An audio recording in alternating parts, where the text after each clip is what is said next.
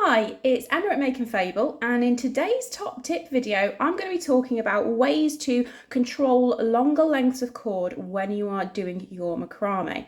So I'm going to show you how to make this center pull bundle, which is great for thicker lengths of cords and ropes.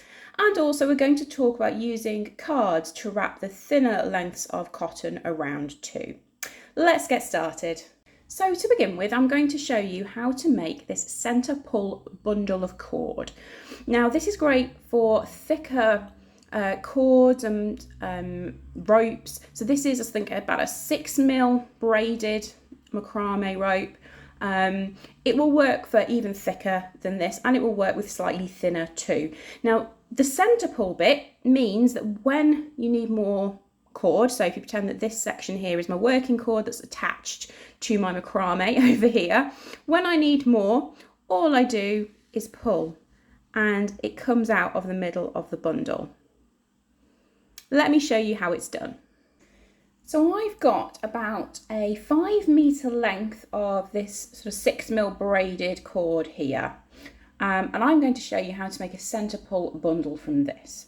So we are going to pretend that one end is already attached to my macrame.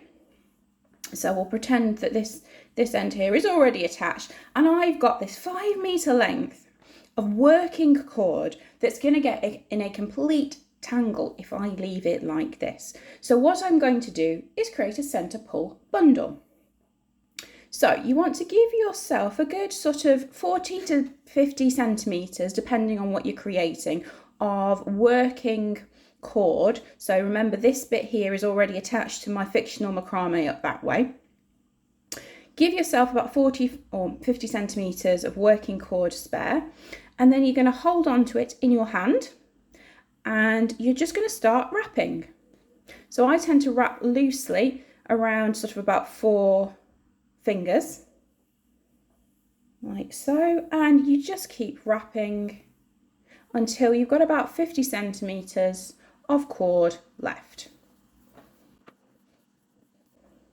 Okay, so this is the end attached to my macrame and this is my kind of end that I've got.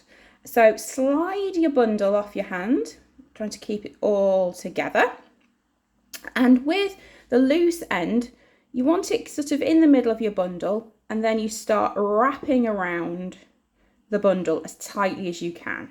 It doesn't matter which way round you wrap it, really doesn't.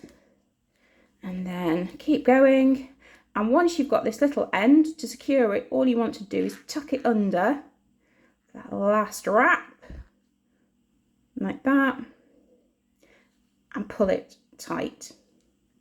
So now you've got a center pull bundle of cord, and what that means is that when you need more working cord for your macrame, you just pull, and it pulls out from the middle of this bundle, leaving the wraps intact. So you don't need to undo anything and redo it or reattach something. And if you've done it tight enough, you should be able to sort of dangle this and it won't unravel. Obviously, as you get near the center, it will get slightly looser. So depending on how much cord you've got, at some point towards the end, you will need to undo it and re-wrap it so that these are tighter.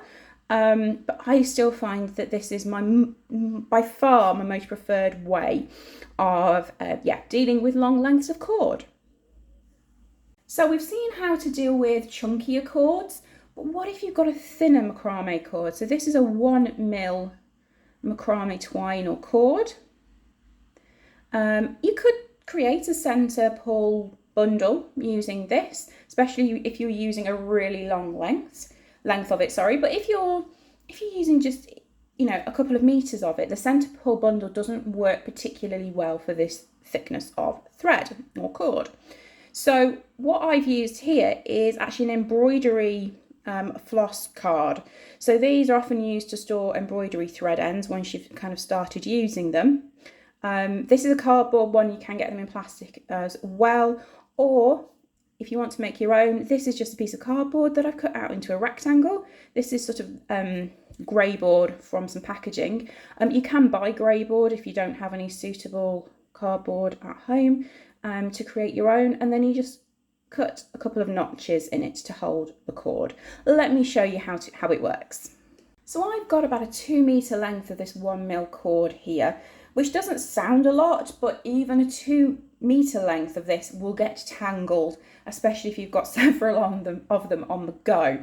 So this isn't a center pull like the other one, so you are going to have to unravel a bit, but it works. It's so quick and easy that you don't really notice. So I'm going to use my homemade bobbin here. So as I say, it's just a piece of cardboard with notches cut out of it.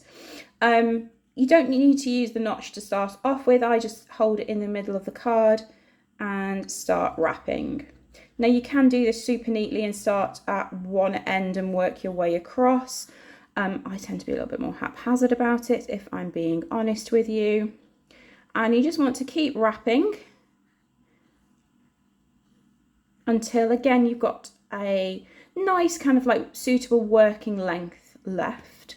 So this end here will be my working end that is attached to my macrame that I actually make my knots with. So it's slightly different to the center pull.